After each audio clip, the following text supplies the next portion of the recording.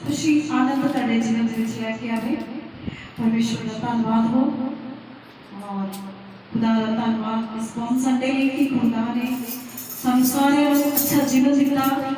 आज के दिन तक खुदा ने सानू सारिਆਂ ਨੂੰ संभालिया और परमेश्वर का धन्यवाद इस जिंदगी वास्ते भी, क्योंकि बहुत सारी रूहां ने जो आज के दिन को देखना चाहती सी पर देख नहीं पाई। इसलिए खुदा का धन्यवाद करना इस जीवन वास्ते आज के दिन ली कि खुदा ने आजादी साढ़े जीवन में दिता और आजाद सारा बच्चा दा आजाद है कि आज खजूरी एतवार दे खजूरी एतवार दे दिन में मनाया जा रहा है कौन संडे। और आज कौन संडे तेरे जीवन में बहुत सारी हैप्पीएस्ट लेके आवे, बहुत सारी खुशियां लेके आवे। और असि वचन में भी देखांगे मरकुस दी अंजील 11 अध्याय वो भी पहली आयत है। मरकुस की अंजील 11 अध्याय से पहली आयत ऐसे देखेंगे।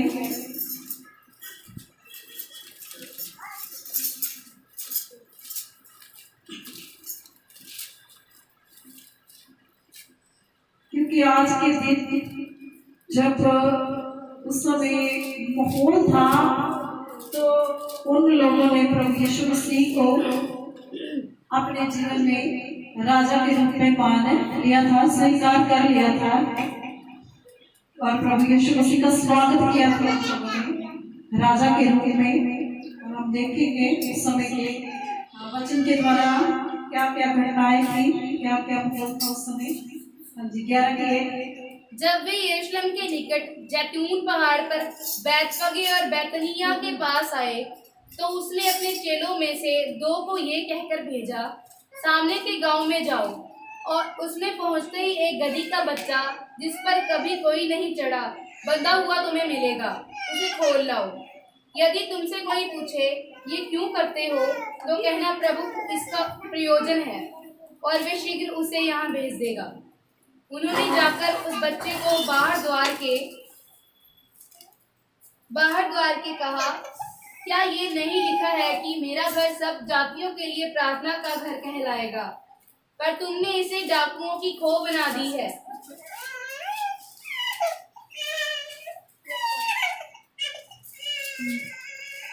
और वचन में लिखा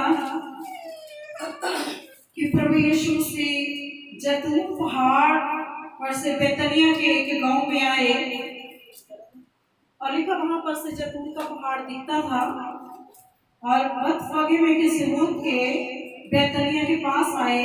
ये बैतनिय्याह वही लाजर जिसको जिंदा किया था प्रभु यीशु मसीह ने और उसकी 2 बहनें थी मरियम मार्था, उन्हीं का नगर था ये बैतनिय्याह का नगर। और लिखा वहां पर प्रभु यीशु मसीह आए और उसने अपने 2 चेलों में से 2 को ये कहकर भेजा कि सामने के गांव में जाओ और उसमें पहुंचते ही एक गदही का बच्चा जिस पर कभी कोई नहीं चढ़ा बंधा हुआ तुम्हें मिले और उसे खोल लाओ। और यदि तुम में से कोई पूछे ये क्यों करते हो तो कहना कि प्रभु को इसका प्रयोजन है और उसे शीघ्र उसे यहाँ भेज देगा। तो कहते जब आप कहोगे कि प्रभु को इसकी जरूरत है, प्रभु को इसका प्रयोजन है, तो वो लोग तुमसे कोई भी सवाल जवाब नहीं करेंगे, तो वो लोग शीघ्र ही तुम्हारे साथ उस गदही के बच्चे को भेज देंगे। और लिखा जा रहा है पढ़ना 11:4 कहाँ तक पढ़ा था।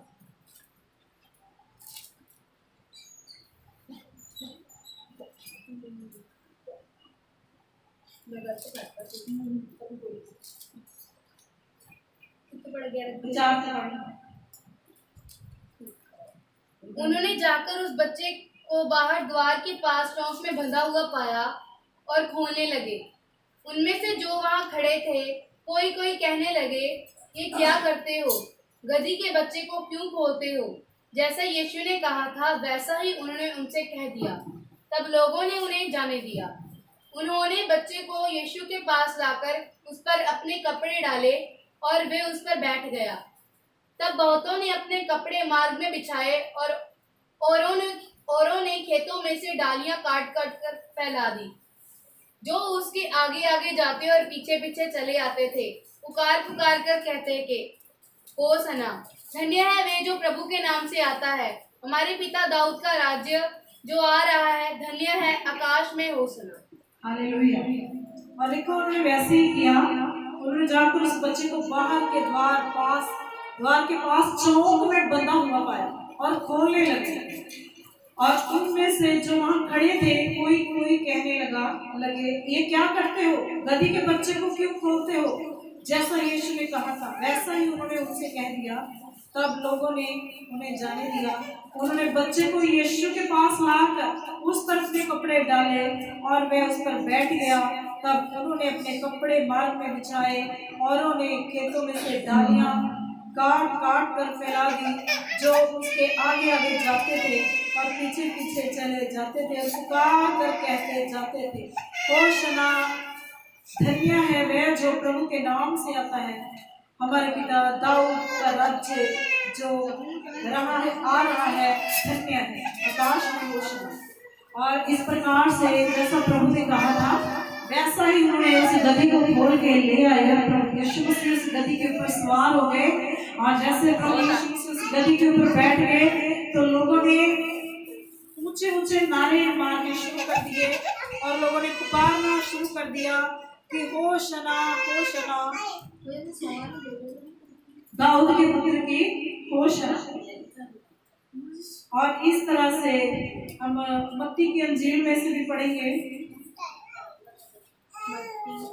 21 अध्याय पहली। जब वे यरूशलेम के निकट पहुंचे और जैतून पहाड़ पर बैतफगे के पास आए तो यीशु ने 2 चेलों को ये कहकर भेजा, सामने के गांव में जाओ। वहां पहुंचते ही एक गधी बंधी हुई और उसके साथ बच्चा तुम्हें मिलेगा। उन्हें खोलकर मेरे पास ले आओ। यदि तुमसे कोई कुछ कहे तो कहना कि प्रभु को इनका प्रयोजन है। तब वह तुरंत उन्हें भेज देगा। ये इसलिए हुआ कि जो वचन भविष्यद्वक्ता के द्वारा कहा गया था वह पूरा हो। सिय्योन की बेटी से कहो, देख तेरा राजा तेरे पास आता है, वह नम्र है और गधे पर बैठा है, वरन लादू के बच्चे पर। चेलों ने जाकर जैसा यीशु ने उनसे कहा था वैसा ही किया और गधी और बच्चे को लाकर उन पर अपने कपड़े डाले और वे उन पर बैठ गया। तब बहुत से लोगों ने अपने कपड़े मार्ग में बिछाए और अन्य लोगों ने पेड़ों से डालियां काटकर मार्ग में बिछाई। जो भीड़ आगे आगे जाती और पीछे पीछे चली आती थी, पुकार पुकार कर कहती थी, दाऊद की संतान को होशना, धन्य है वे जो प्रभु के नाम से आता है, आकाश में होशना। Hallelujah hallelujah. और ये भी वचन से वही जो हमने पहले पढ़ा था, इसमें भी वही सब कुछ है कि प्रभु ने अपने 2 चेलों को, अपने 2 शिष्यों को आज्ञा दी कि सामने की नगर में जाकर एक गधी के बच्चे को खोल लो, जो बंधा हुआ चौक में बंधा हुआ तुम्हें मिलेगा, और उसे खोल के मेरे पास ले आओ। और अगर कोई तुमसे कुछ पूछे कि तुम ऐसा क्यों करते हो, तो तुम कहना कि प्रभु को इसकी जरूरत है, प्रभु को इसका प्रयोजन है, कोई भी तुमसे कुछ नहीं पूछे।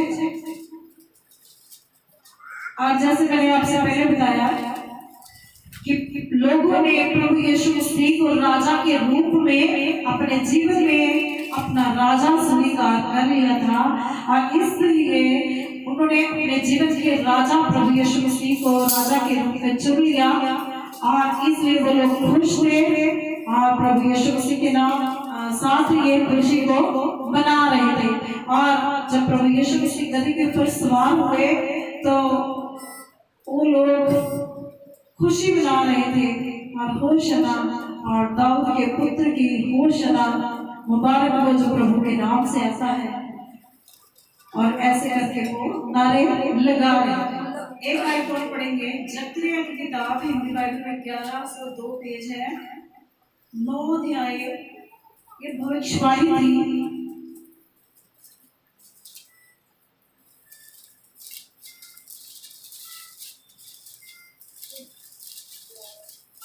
और ये भविष्यवाणी थी, और इसीलिए ये भविष्यवाणी जब पूरी हुई, जकरिया 9 अध्याय की 9 आयत।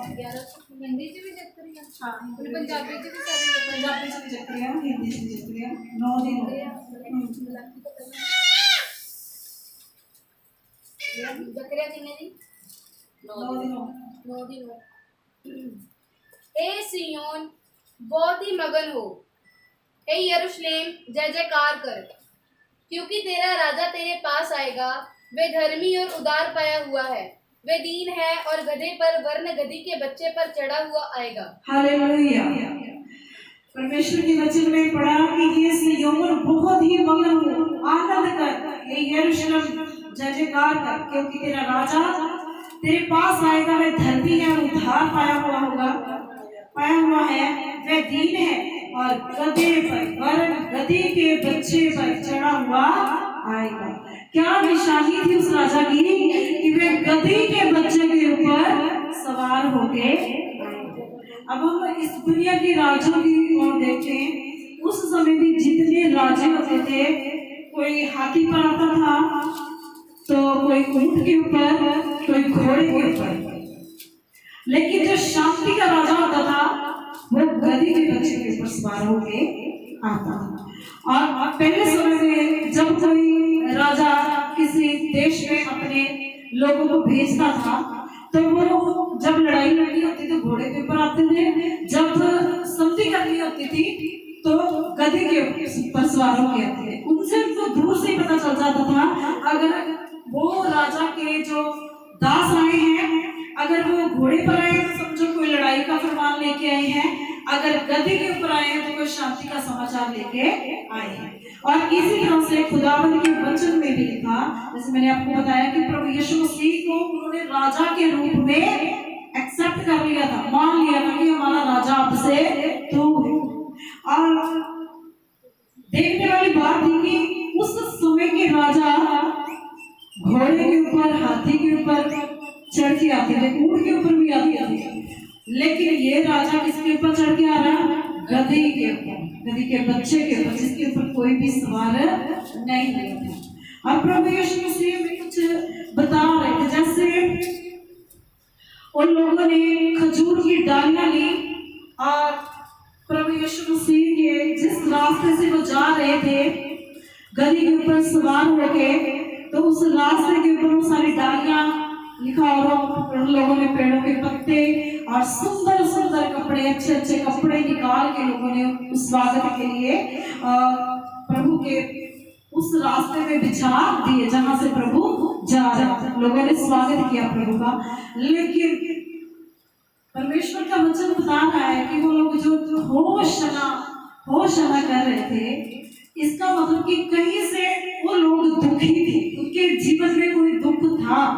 जैसे हम देखते हैं खजूर की जो डालियां होती हैं और इनमें कांटे भी होते हैं, कुछ चुभने वाला भी है, तो वो लोग भी खजूर की डालियां बिछाते हुए खुदा को अपना दुख भी बता रहे थे कि खुदा हम झुक रहे हैं, नाच रहे हैं, हम तेरा स्वागत कर रहे हैं, खुशी से गीत भजन बोल रहे हैं, लेकिन हमारे जीवन में भी एक दुख और शना का मतलब कि हे प्रभु हम पर दया कर, हम दुखी हैं, प्रभु हमारे दुख को देख और हम पर दया कर।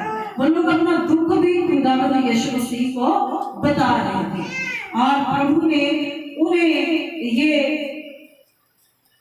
ये चिन्ह समझाया था खुदा ने कि वो जो गधी को खोल के लाना था, उस समय में जो गधी थी अशुद्ध जानवर के रूप में गिनी जाती थी, अशुद्ध पशु माना जाता था, किसी को भी घर पे रखने की इजाजत नहीं थी। तो खुदा का वचन बताता है कि वो जो गधी थी चौक पे रास्ते पे बंधी हुई थी, किसी के घर में नहीं थी। जो कोई भी गधी को अपने घर में रखता था उसको उसकी कीमत चुकानी पड़ती थी। जैसे पहले लिखा हुआ कबूतरों का जोड़ा, किसी की गर्दन, किसी का, वो सब कुछ चढ़ा के तो फिर गधी को घर में रखा जाता था। अशुद्ध जानवर माना जाता था, अशुद्ध पशु। तो आपने पढ़ा कि वो चौराहे पर बंधी हुई थी, चौराहे पे किसी ने रखी हुई नहीं थी।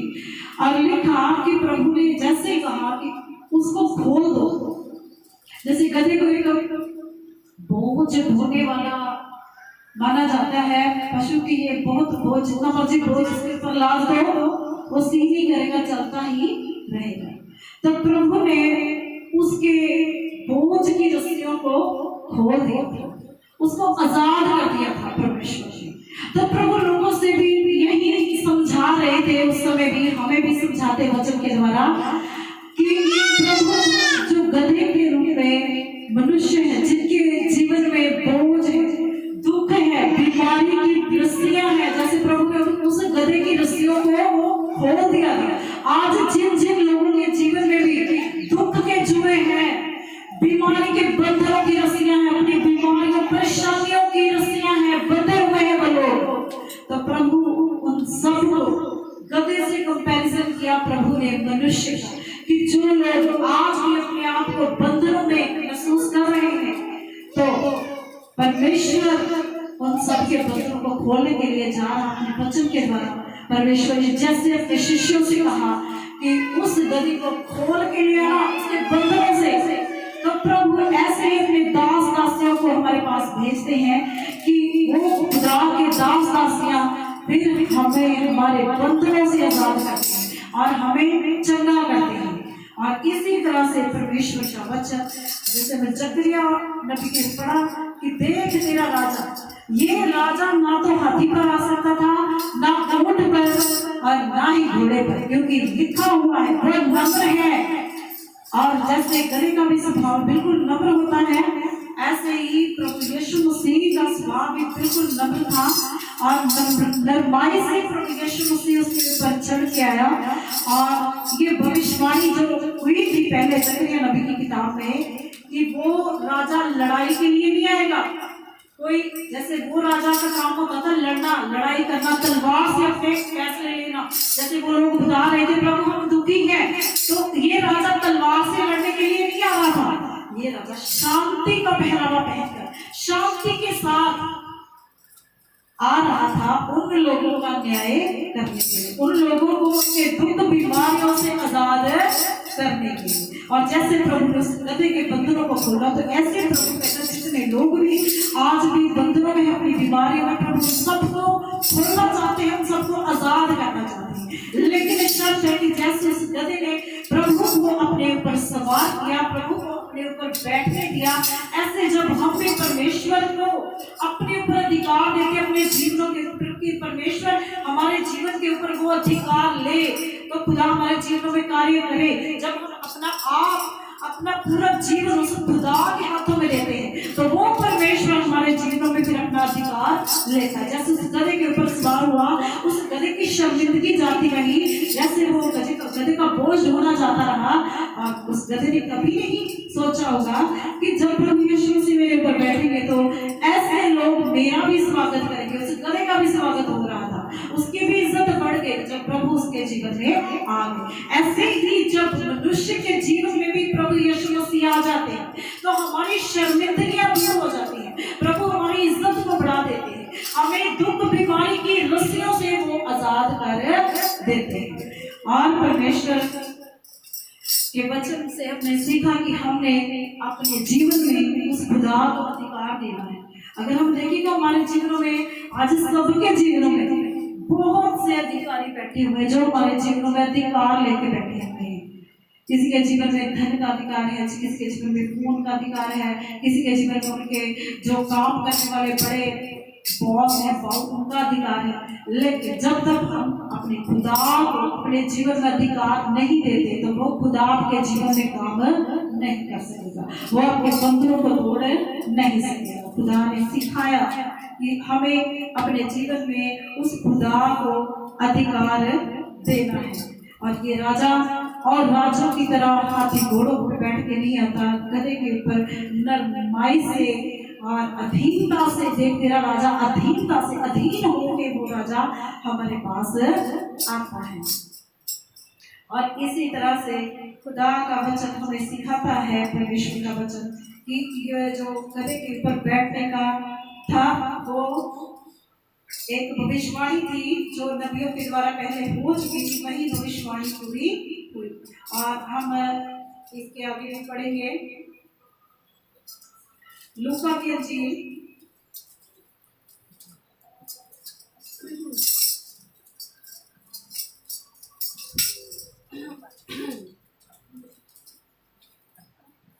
बाकी और उस समय जो लोग प्रभु के साथ खड़े थे, लूका 19 अध्याय 7।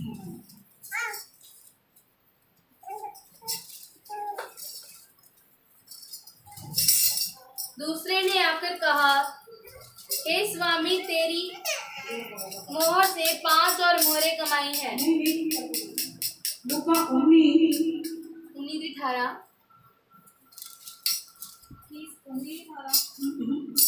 28 का, और आपका पढ़ना है ना। हाँ, इस सत्य है। निकट आते हुए जब वह जैतून पहाड़ की ढलान पर पहुंचा, तो चेलों की सारी मंडली उन सब सामर्थ्य कामों के कारण जो उन्होंने देखे थे आनंदित होकर बड़े शब्द से परमेश्वर की स्तुति करने लगे। धन्य है वे राजा जो प्रभु के नाम से आता है, स्वर्ग में शांति और आकाश मंडल में महिमा हो। हालेलुया। देखा, इतने काम उन्होंने प्रभु के देखे कि जो प्रभु ने कितने बीमारों को चंगा किया। यहाँ तक कि पिछले 2 दिनों में प्रभु ने लाजर मुर्दे को जिंदा किया था। और अगर यूहन्ना की अंजील निकाले, यूहन्ना 12:13 में पढ़े, कौन सा वो काम था जिसके कारण लोग बहुत खुश थे। 12-13 अभी पढ़ना नहीं, इसकी 16 है। यूहन्ना 16। उसके चेले ये बातें पहले ना समझे थे, परंतु जब यीशु की महिमा प्रकट हुई तो उनको स्मरण आया कि ये बातें उसके विषय में लिखी हुई थी और लोगों ने उससे इसी प्रकार का व्यवहार किया था। तब भीड़ के उन लोगों ने गवाही दी जो उस समय उसके साथ थे, जब उसने लाजर को कब्र में से बुलाकर मरे हुओं में से जिलाया था। हालेलुया। और लिखा कि प्रभु यीशु मसीह के द्वारा जो आश्चर्य कर्म हुए थे, जो अचंभे काम हुए थे, जो प्रभु ने पिछले दिनों में लाजर मुर्दे को जिंदा किया, तो वो काम को भी याद करके लोग प्रभु की सामर्थ के कामों को याद करके बड़े खुश थे और खुशी से नारे लगा रहे थे और प्रभु का धन्यवाद कर रहे थे। और इस वजह से लोग इतने ऊंचे से पुकार रहे थे कि हमारे प्रभु ने मुर्दों तक को भी जिंदा किया। और जब परमेश्वर के शिष्य ऊंचे ऊंचे शोर मचा रहे थे, और इसी दौरान जब बहुत शोर मचा रहे थे, तो उस समय जो फरीसी लोग भी उनके बीच में थे, जो प्रभु से खार खाते थे, जो प्रभु से चिढ़ते थे, अंदर ही अंदर को इस समय ढूंढ रहे थे कि कैसे न कैसे इसको धोखे से पकड़े जा, कहीं से इसे मार गिराए जा, कहीं ना कहीं इसका नाश कर। तो जब उन्होंने देखा कि प्रभु के शिष्य आनंदित होकर बड़े शब्द से परमेश्वर की स्तुति कर रहे हैं, उसकी बड़ाई कर रहे हैं, धन्य है मेरा जो प्रभु के नाम से आता है, स्वर्ग में शांति और आकाश मंडल में भी महिमा हो, तो प्रभु की बड़ाई कर रहे हैं। और इसके लिए जब वो ऐसा कर रहे, क्योंकि लिखा वो लाजर के कारण भी बहुत खुश थे कि प्रभु ने 4 दिनों के लाजर को कब्र में से बाहर निकाला। और इसकी लूका की पहले 19:39 वाली 19:39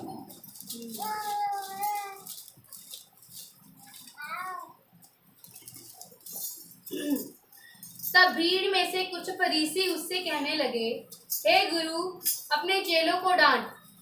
उसने उत्तर दिया, मैं तुमसे कहता हूँ।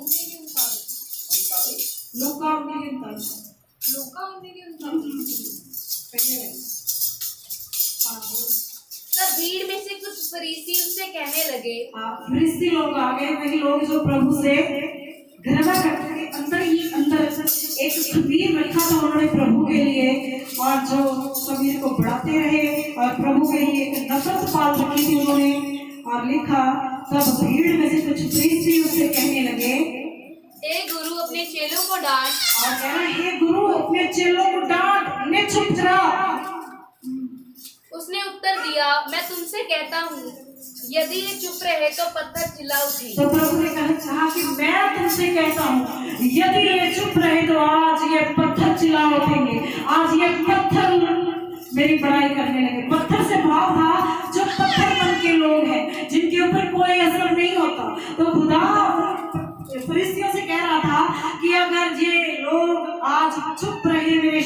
चुप रहे, मेरे चेले चुप रहे, तो ये पत्थर आज मेरी बड़ाई करने लगे। पत्थर जैसे लोग भी मेरी महिमा करने लगेंगे। और इस तरह से वो लोग चिढ़ते थे प्रभु से और प्रभु से नफरत करते थे। और फिर भी जब लोगों ने देखा कि कितने लोग प्रभु के साथ हैं। हाँ, अब यूहन्ना की किताब में आ जाइए, वही 12 अध्याय,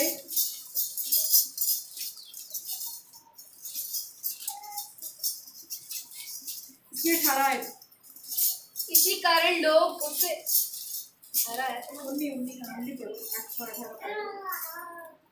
नहीं पढ़ा।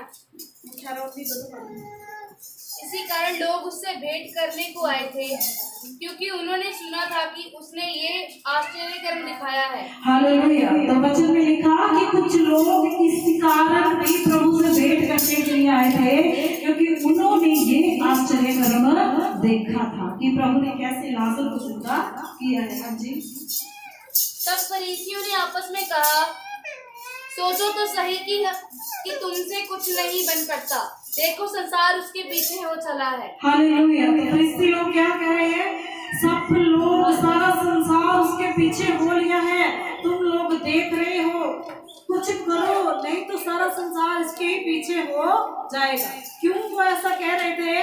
क्योंकि वो परमेश्वर को संसार का राजा मानते थे। वो बोलते थे संसारिक राजा की उपाधि से मिले, लेकिन प्रभु यीशु मसीह उन राजों के समान हाथ में तलवार लिए या घोड़े के ऊपर बैठ के संसार की तरह संसार वाला राजा बन के नहीं आया था। वो नम्रता के साथ आया था, लिम्बी के साथ आया था, और वो अधीनगी के साथ अधीन होके, क्योंकि हमने कभी नहीं सुना कि कोई राजा गधे के ऊपर, गधे के बच्चे के ऊपर बैठ के आया है। और इसलिए ये राजा उन सब से अलग था और अलग तरीके से आया। और परमेश्वर संसारिक राजाओं की तरह नहीं आया। और हम फिर वहीं जाएंगे लूका में, और प्रभु यीशु मसीह तो उन लोगों ने राजा के रूप में ग्रहण किया, उसका स्वागत किया, और प्रभु ने एक काम और किया था। और इसकी लूका भी हम देखेंगे 19 की 45। परमेश्वर ने पवित्र हैकल की, पवित्र मंदिर की सफाई की थी। कैसे सफाई की थी? एक काम में सीखूंगा। तब वे मंदिर में जाकर बेचने वालों को बाहर निकालने लगा। और प्रभु क्या करने लगे? मंदिर में गए और बेचने वालों को बाहर निकालने लगे और उनसे कहा, लिखा है मेरा घर प्रार्थना का घर होगा, परंतु तुमने उसे डाकुओं की खो बना दिया है। तो प्रभु ने उसे कहा कि वचन में लिखा है कि मेरा घर प्रार्थना का घर कहलाएगा, मेरा घर प्रार्थना का घर होगा, लेकिन तुम लोगों ने इसे डाकुओं की खो, व्यापार की मंडी बना दिया है। और प्रभु यीशु मसीह ने मंदिर में जितने व्यापार करते थे लोग, जितने बेचने वाले थे, उन सभी को बाहर निकाल दिया। वे प्रतिदिन मंदिर में उपदेश करता था और प्रधान याजक और शास्त्री और लोगों के प्रमुख उसे नष्ट करने का अवसर ढूंढते थे। प्रतिदिन लिखा उपदेश करता था, लेकिन लोग उसको नष्ट करने का अवसर ढूंढते थे। मरकुस 11 भी,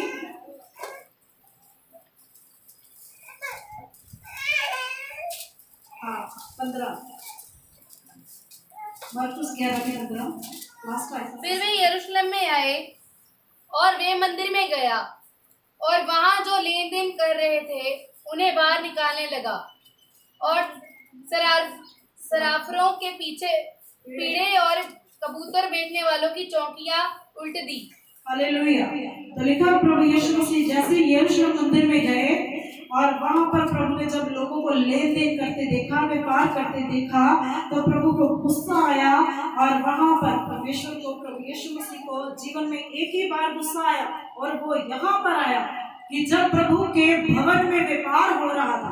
और लिखा व्यापार किस चीज का हो रहा था? जो लोग लेन देन कर रहे थे, तो प्रभु को जैसे गुस्सा आया तो उन्होंने सराफों के पीढ़े उल्टा दिए, कबूतर बेचने वालों की चौकियां उल्टा दी। अब कबूतर बेचने वाले, कबूतर जो है पवित्र आत्मा का प्रतीक है। और खुदा का वचन बताता है कि आज भी बड़े बड़े चर्चों में पवित्र आत्मा का व्यापार हो रहा है, प्रभु की देह का व्यापार हो रहा है। और चर्चों में तेल पानी बेचा जा रहा, नमक बेचा जा रहा, मिट्टी बेची जा रही है। और ये क्या, कबूतर को दर्शाता पवित्र आत्मा को, कि पवित्र आत्मा का व्यापार कर रहे हैं, प्रभु की देह का व्यापार कर रहे हैं। तो प्रभु ने जैसे लोगों को बाहर निकाल दिया, प्रभु वचन हमें सिखाता है कि खुदा ऐसे लोगों से, ऐसे दासों से घृणा करता है, नफरत करता है। खुदा उसको गुस्सा आता है जब कोई उसके वचन को उल्टा देता है, जब कोई उल्टे तरीके से। परमेश्वर ने अपने सभी दास दासियों को आज्ञा दी कि तुमने मुफ्त में पाया, तुमने कोई कीमत नहीं चुकाई, तो मुफ्त में बांटो। किसी ने तुम्हें इसके बारे में कि तुम तेल की बोतलें जो है बेचो, नमक बेचो, मिट्टी बेचो, पानी बेचो, इन सब की या प्रार्थना के लिए तुमने एक बड़ी बड़ी जो रकम लगा रखी है, 20,000 21,000 उसका दाम लगाओ। पर पैसे देकर कोई चुनाई ले सकता है, पैसे देकर कोई किसी को शिफा मिल सकती है। खुदा ने कहा तुम्हें मुफ्त मिला है तो मुफ्त ही बांटो। ये एक व्यापार है। अगर आपसे भी कोई इस बारे में कहता है कि वहां पर जाओ 10,000 या 20,000 लेके वो चंगा कर देते हैं, तो आपने बिल्कुल उनकी बातों में नहीं आना। खुदा ऐसे दासों से भी नफरत करता है, और जो लोग ऐसी शिक्षा देते हैं उनसे भी खुदा को गुस्सा आता है। और परमेश्वर ने ऐसे लोगों को जो मंदिर में लेन देन कर रहे थे, व्यापार कर रहे थे, सभी को बाहर निकाल दिया। और लिखा जब प्रभु ने उन लोगों को बाहर निकाला। हाँ जी, इसकी आगे पढ़ना 16। और मंदिर में से किसी को बर्तन लेकर आने जाने ना दिया, और उपदेश करके उनसे कहा, क्या ये नहीं लिखा है कि मेरा घर सब जातियों के लिए प्रार्थना का घर कहलाएगा, पर तुमने इसे डाकुओं की खो बना दी है। हालेलुया। तो प्रभु ने उनसे कहा कि मेरा घर प्रार्थना का घर कहलाएगा। यहाँ दुखी बीमारों के लिए प्रार्थना होती है, यहाँ व्यापार नहीं होता, लेन देन नहीं होता। इसलिए परमेश्वर ने सारे लेन देन करने वालों को, व्यापार करने वाले लोगों को बाहर निकाला। और परमेश्वर ने उस समय उस हैकल को पवित्र किया, साफ किया, सफाई की। खुदा ने पवित्र हैकल की, पवित्र भवन की सफाई की। और खुदा आज हमसे भी कहता है कि हमने उस समय पवित्र भवन में जो प्रार्थना होती थी, और खुदा ने अपने पवित्र भवन की सफाई की। और आज परमेश्वर कहता है वो पवित्र भवन कौन से है जिनकी हमने सफाई करनी है। वो पवित्र भवन है हमारे हृदय।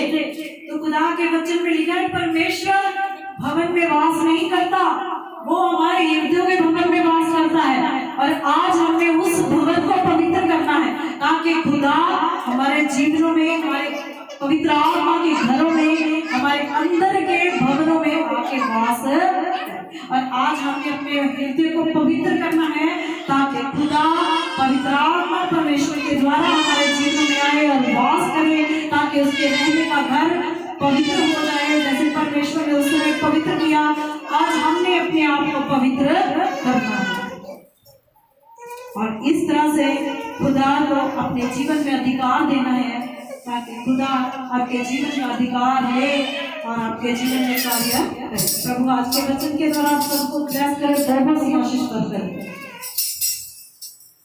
आइए हम सभी आंखों को बंद करेंगे, अपने सिरों को झुकाएंगे और मैं प्रार्थना करूंगी आप सबके लिए।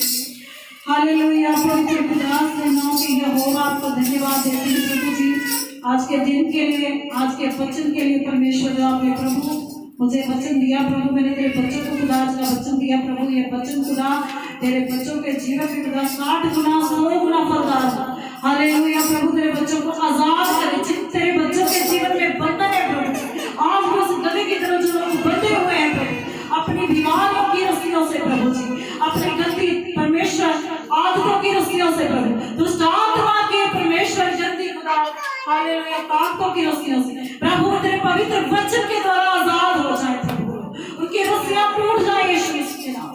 प्रभु आप उनके जीवन में अधिकार लीजिए, और जितने लोग प्रभु इस वचन को परमेश्वर सुने प्रभु, जितनी बार भी सुने खुदा तेरा वचन उन्हें उतनी बार परमेश्वर आजाद करे, उनके जीवन में उतनी बार ही कार्य करे खुदा।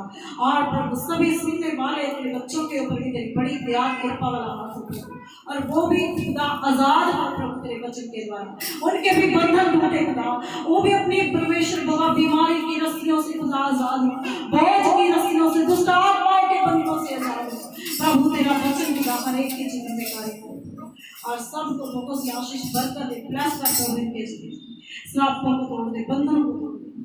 तेरा धन्यवाद जीवनों में प्रभु आप अधिकार दीजिए और बाकी सारे अधिकार पहुंचाए खुदा के जीवन में। यीशु का धन्यवाद करती हूँ अपने प्रभु, आपके पवित्र हाथों में देती हूँ यीशु मसीह के नाम से, आमीन। आमीन।